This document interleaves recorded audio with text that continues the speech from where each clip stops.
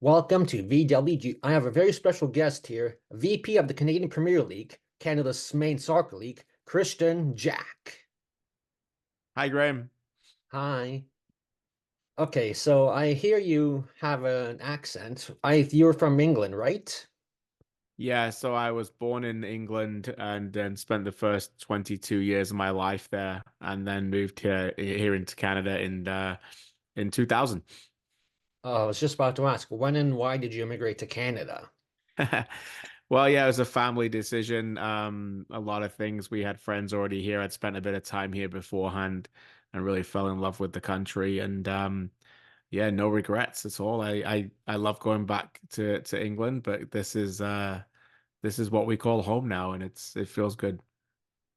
Oh, yes. So being the VP of the CPL, what are some of the disadvantages and advantages of being in that position?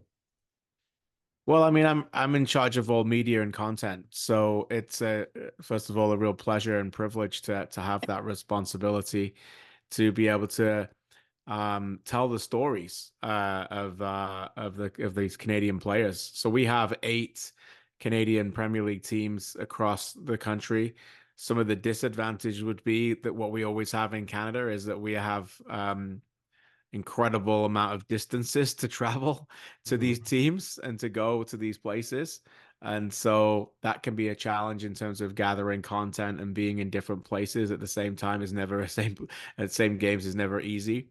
But we Mhm. do what we can. We have 2 markets here in Ontario in the Greater Toronto area. We have another great market in Ottawa and in Halifax. So we have lots of visits to the East Now, Coast where we can go and do interviews and do content with these teams. So no, it's a real pleasure, and obviously to work with One Soccer and our broadcast partners as well.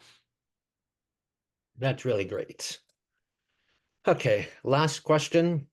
Where, when, and how do most journalists, analysts, and hosts, quote unquote, get transfer, expansion, retirement, any sort of rumors from?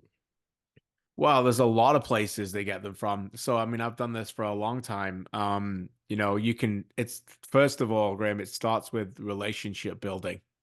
So as you build relationships and you go to stadiums, you talk to players, you talk to coaches, you talk to agents, you talk to executives within clubs. And so then you start to believe and they start to give you the trust of what they're looking to do. And within that, you don't always have to be able to tell them, they don't have to tell you stuff that you're going to say word for word that you put out there, whether it being in written work, verbal work, TV, wherever, radio.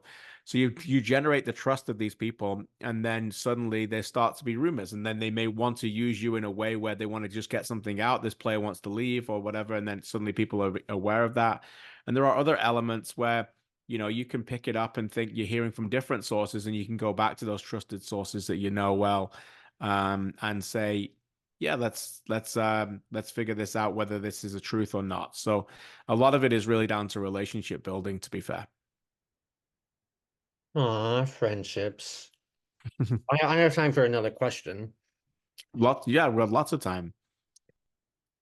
What's your favorite Premier League club or any sort of soccer league club outside of Canada?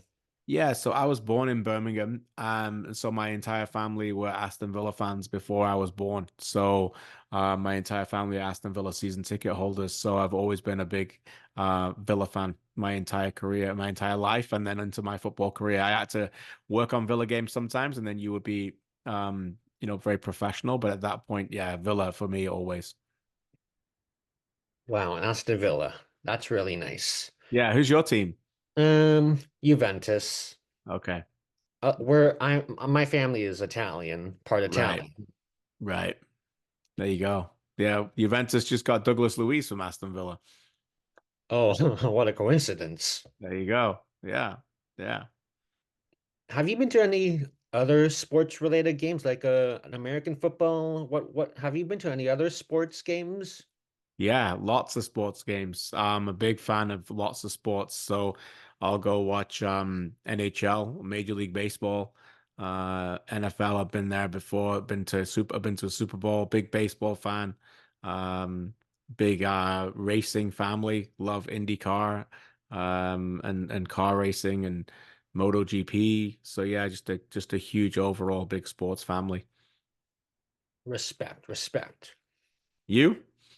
Yeah, I mostly watch all the Toronto teams, like the Maple Leafs, the Toronto, oh, that's soccer. Mostly Toronto FC and yeah, mostly just Toronto FC and the Leafs. Okay, there you go. Sometimes the other teams if they're doing well. Right. There you go. Yeah, it's like that's the way that sports can be sometimes. You got to jump on when they're successful. Yeah, definitely. Okay. One last question. If you weren't a sports analyst, journalist, or host, what would you have chosen before?